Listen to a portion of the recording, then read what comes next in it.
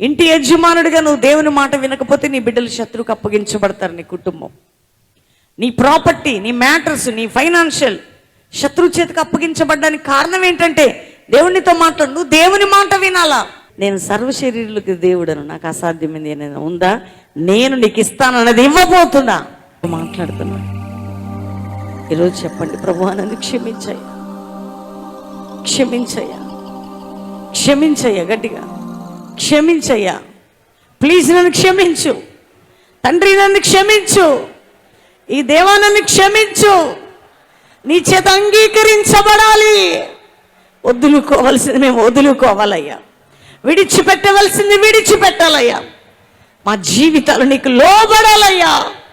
అయ్యా మీరు అట్టి కృపని మాకు ఇవ్వండి ప్రభా.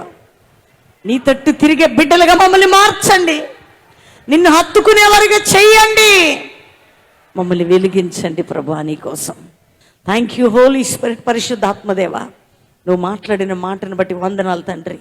ఏమిచ్చి నీ రుణం మేము తీర్చుకోగలం. మా బ్రతుకులు మీకు సమర్పించుకుంటున్నాం.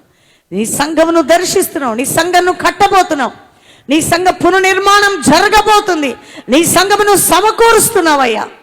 ప్రతి బిడ్డ ఒప్పుకుంటుండగా ఇక్కడ ప్రామిస్ అండ్ లైవ్లో వినబోతున్న వారు, వింటున్న వారి జీవితంలో నీ మాట బలముగా పని చేయనుగా. కానీ వారి మనోనేత్రాలు తెరవబడాలి. ఈరోజు వారిని పట్టిన యుగ సంబంధమైన ప్రభావం యేసు నామములో విడిచిపెట్టి వెళ్ళిపోవాలి. ఇప్పుడే నీ కార్యం జరుగునుగా. కానీ యేసు నామములో అడుగుచున్నాము తండ్రి, ఆమేన్.